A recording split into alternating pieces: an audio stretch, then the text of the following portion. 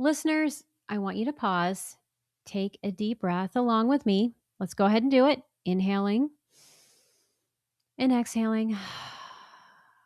And then I want you to ask yourself this question.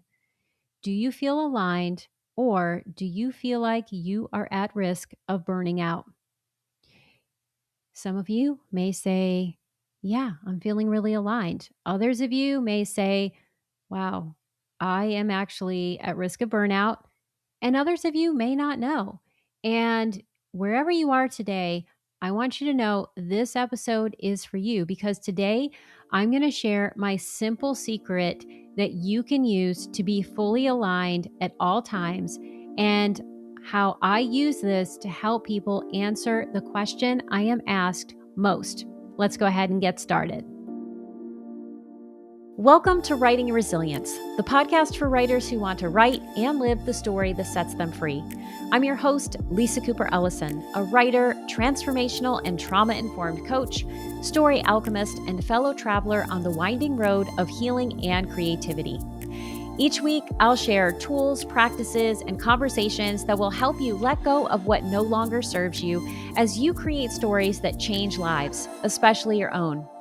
Together, we'll explore how to trust your creative voice, support your mental health and resilience, work with your nervous system and unique design, and stay connected to your deepest calling as a writer, even when life gets messy. It's time, my friends, to write and live the story that sets you free. I'm honored to walk that journey alongside you, one story and one episode at a time. Welcome, everyone. I'm Lisa Cooper Ellison, your resident story alchemist and the host of this show. And I am so happy to be here with you today to talk about one of the big ahas that I've had in the past year and also a passion that I have. And I want to talk about it because we are now in the year of the fire horse and I am a triple fire sign, right? So I have lots of fire. And I am a wood tiger in Chinese astrology. And so being a wood tiger in Chinese astrology works really well with the fire horse, right? I have the fuel that can get the fire going. But here's the problem, and this is true for many of us, is that while we might be feeling a little more energy, we may have more creative urges, we may be more excited about what's to come. Even if what's going around in the world is not that great, we may still have that excitement. We can burn ourselves out if we are not paying attention to where we're going. So it is really important for you to pause before you gallop and ask yourself this question: where am I going? And do I know where I'm going? And if you don't, how can you figure that out? Because that is the question that I am asked all the time. I am asked this question as a writing coach. I'm asked this question for Akashic Records readings and for human design readings. And this is the question: am I on track? And variations can include, how can I get on track? And this is the deepest version of it. How can I know my life's purpose and how can I live it out? That's some huge stuff. And it's so fundamental to who we are because the two biggest questions most humans wrestle with is, who am I and why am I here? And, these questions can be ones we put a lot of pressure on ourselves to answer all the time. So I want you to just pause for a second and ask yourself this. Listeners, are you trying to figure that out? Do you want to know if you are on track or what your life's purpose is? And are you putting pressure on yourself around it? And if not, I'm going to give you some kudos because that means you probably know you're on track, especially if you're listening to this podcast episode. And if that's the case, either way, I've got you covered, right? I'm going to help you out. But even if you are aligned, sometimes we can have a lot of clarity around, okay, this is my life purpose. This is what I want to do. This is where I'm going. And we have it at that big level, but we ignore those little acts of misalignment, which are the ones that actually burn us out. And again, in a year of the fire horse, if you're spending a lot of time pushing, forcing and going against what's best for you, you will burn out. And if you do burn out, you're going to have less energy for your creativity, less enthusiasm about what you're working on, and less joy in your life overall. And you're going to feel exhausted all the time, and you may not know why. And here's the reality: there are a lot of things that are happening out in the world, in our families, that we can't control. But whether we burn out isn't one of them. We are fully in control of whether or not we burn out. What we need to do is just pay attention to whether or not we're in alignment. And so the path to either preventing burnout or getting out of it is very simple. You need to pay attention to your emotions. And if your emotions are telling you whether or not you are in alignment. And the way you can do this is, instead of just always focusing on that capital A alignment, pay a lot of attention to the little a alignment details in your life. And so, how can you do this? So, number one, if you don't have a copy of your human design body graph and that interests you, you can get a free copy on my website by clicking the link in the show notes. So, be sure to do that if that is of interest to you. And after listening to this episode, it may be something you are really interested in. And even if you're not, though, that's okay. This episode is still for you, because I'm going to talk about the tool that you have that is trying to teach you how to be in alignment, and it is doing so every single day. And that tool is your emotions. So in human design, there are 4 different emotion pairs that we have that tell us if we're in or out of alignment. So the first is satisfaction and frustration. The second is anger and peace. The third is success and bitterness. And the fourth is surprise and disappointment. So we all have these emotions, but it's likely that one of those pairs shows up for you more often than the others. And so you're going to know this if you find yourself saying, "Oh man, I am so frustrated," or "Wow, that experience was so satisfying." Others of you might find you're saying, "I'm so angry." And then it just happens to be a pattern, or you might say, "Oh my gosh, I'm so peaceful right now." There's no judgment around this. I just want you to be curious about which of those emotion pairs feel aligned for you. And if you get your free human design body graph, you're going to know what those are. So you don't have to guess, but if you don't want to get one, these are some ways that you can begin to figure that out, right? So I want you to pause right now. And as I say these, I want you to think about whether or not one of these fits for you: frustration and satisfaction, anger and peace, bitterness and success, disappointment and surprise. If you still don't know the answer and you're not interested in getting your body graph, I want you to grab your journal, and then I want you to look back over your previous entries and see which one of those words shows up the most. If you find yourself saying, "I'm frustrated all the time," or "Oh my gosh, this keeps making me angry," or "Ugh, I feel so bitter about this," that's your answer. Okay. So that is how you can answer that question. And it's really important that you know which of these emotions show up for you. And that is because we all have a signature uncomfortable feeling inside us that tells us we are out of alignment. And we often dismiss these emotions because they're uncomfortable, and we have been socialized and conditioned to think of them as bad, right? We're not supposed to be angry, especially for women. We're not supposed to be frustrated and bitter. Come on, you're not supposed to feel that way. But here's the reality: these emotions are telling you, hey, something is not right. You need to do something else.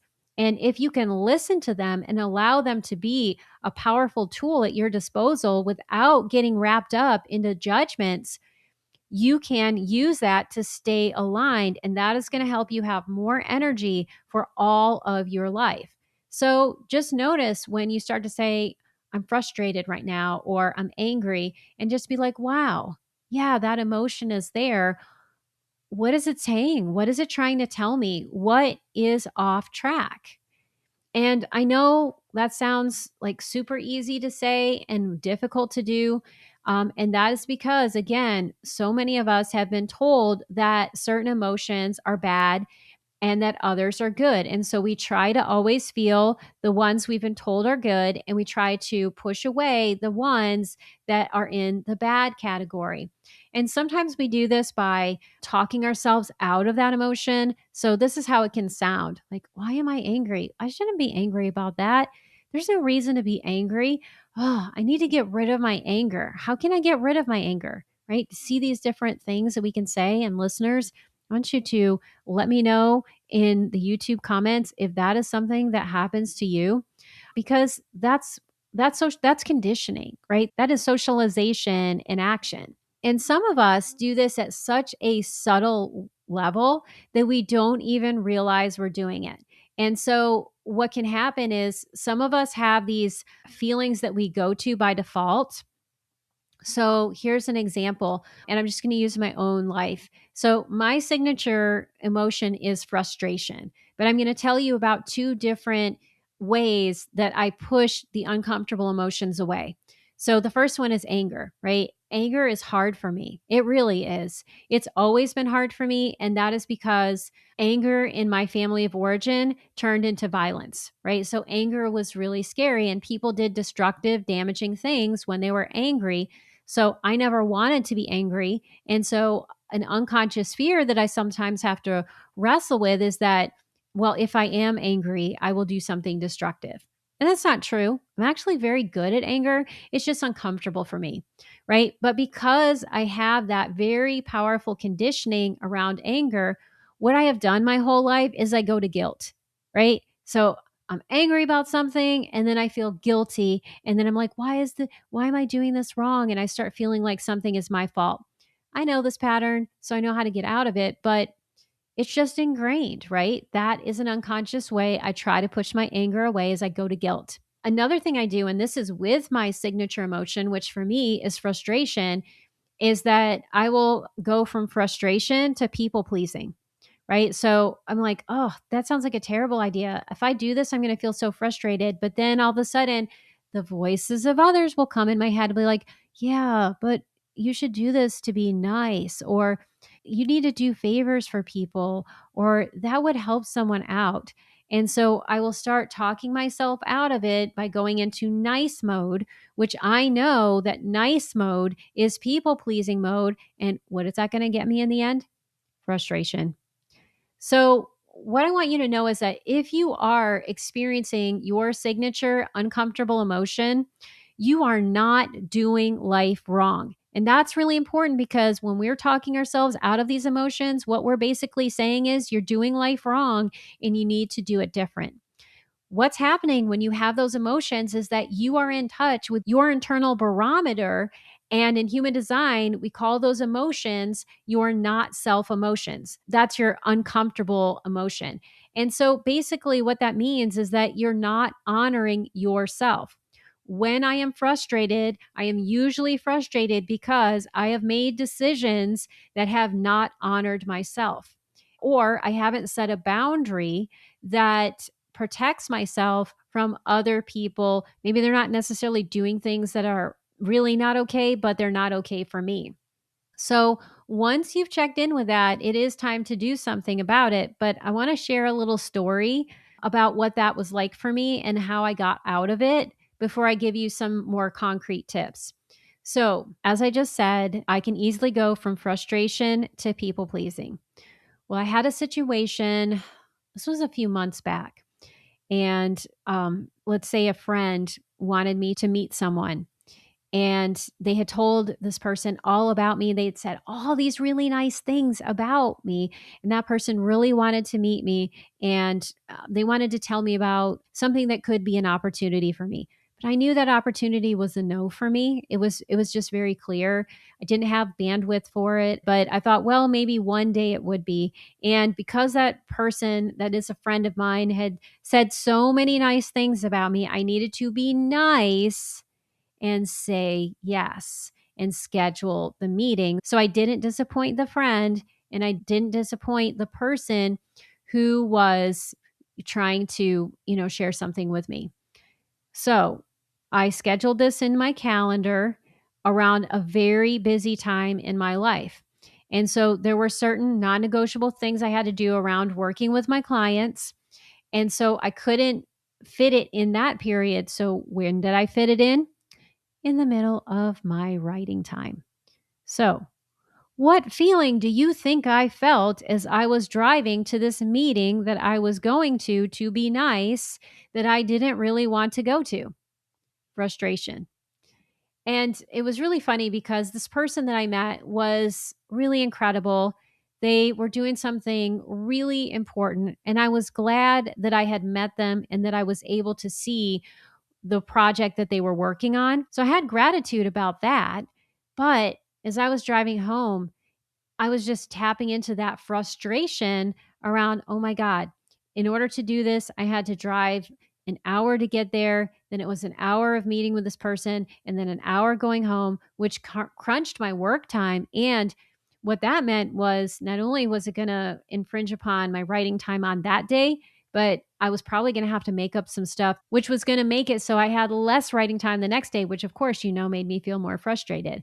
So I was stewing in my little frustration pot for, I don't know, 15 or 20 miles because this was a pretty long drive. And all of a sudden it hit me. Oh my God, I'm frustrated. And I started laughing because I thought, there it is. There it is. I've got my frustration. I am out of alignment. And then I began to ask myself, well, why am I out of alignment? Was this something that was in my control or was this out of my control? And clearly in this case, it was in my control. And what had happened is I had gone to my default people pleasing, be nice mode. And then I had totally frustrated myself, which is not the energy that I want to bring to meetings with other people.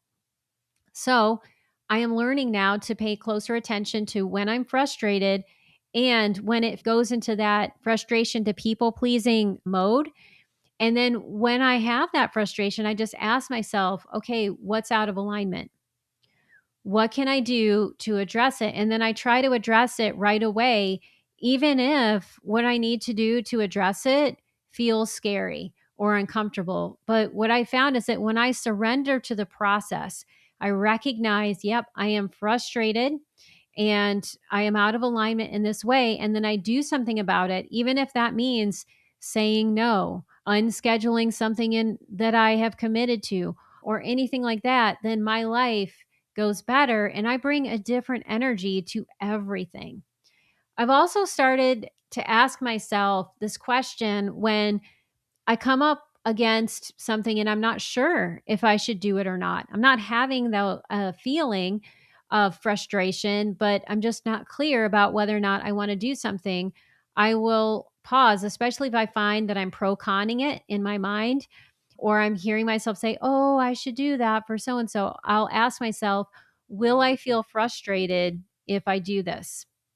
Right. And so what I'll do is I'll ask that, but then as I'm asking it, I will imagine the busiest day that I could have and how I'm going to try to shoehorn that in. And then I'll see what I'm going to give up. And if I'm going to give up my self care time, which includes my writing time and meditation time, I have to say no, no matter how uncomfortable it is, because I already know I'm going to be frustrated. And that is honoring myself and everyone else. And as I'm doing this, I'm also paying close attention to my positive emotional signature, which is satisfaction. And so I'm trying to increase my satisfaction in my life, paying attention to the things that do bring me satisfaction, experiences that feel satisfying, and look at how I can do that so I can be happier, feel more creative, and feel better about my life. And I'm going to tell you, it is really working out. The one thing I will say is that as a person who is highly enthusiastic and loves to learn new things and do things, what I've had to learn to tease out when it comes to that emotion is the difference between satisfaction and excitement, right? Because it's very easy for me to get excited about things and be like, oh, you want me to do this thing? Or, oh, I could learn this thing. Well, that's exciting. Yes, I should do that. But when I pause and allow that excitement to settle down, what I'll realize is that that was just a lot of energy, But when I look at what I should do, or I start asking myself that question, will I be frustrated because my time has too many pressures on it? Then I'll notice that excitement is not necessarily serving me. So excitement feels like this very up feeling. Like you can, if you're watching this on YouTube, my shoulders go up, my eyebrows go up. I feel this almost like I'm jumping kind of experience. And it's not that excitement is bad. I love excitement and I love to feel excitement. It's just not an energy and an emotion I should make decisions from. So what I want to do is really pay attention to what satisfaction feels like for me, and I've talked to a lot of clients about this and friends. And for me, satisfaction is a sigh, is a relaxation. There's nothing jumpy about it. That's my experience. If you know that satisfaction and frustration are your signature emotions, I want you to tell me what you've experienced with that. Like, have you ever confused satisfaction for excitement? I would love to know in the YouTube comments how this experience has gone for you.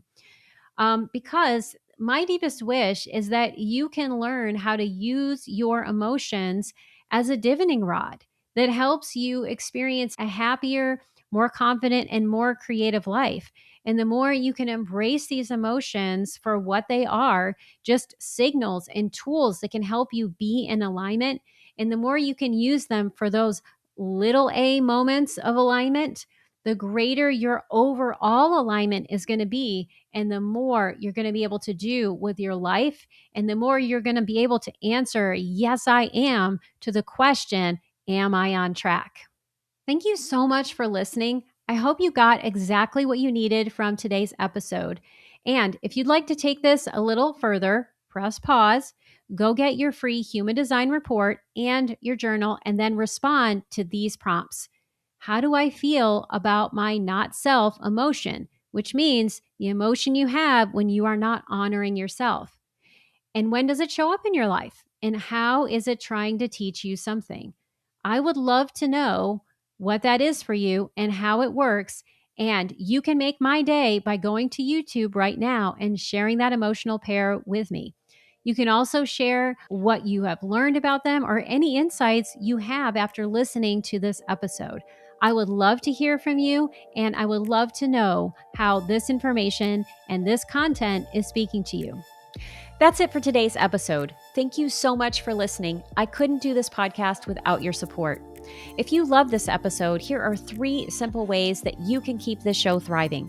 1, subscribe to the show on Apple Podcasts, Spotify, YouTube, or your favorite podcast platform so you never miss an episode. 2, leave a 5-star review so others can find the show. 3, join my engaged dynamic community by signing up for the Writing Your Resilience newsletter. As a thank you, you'll receive a free copy of Ditch Your Inner Critic, 5 tools to transform self-doubt into self-support. Until next time, remember that your story matters.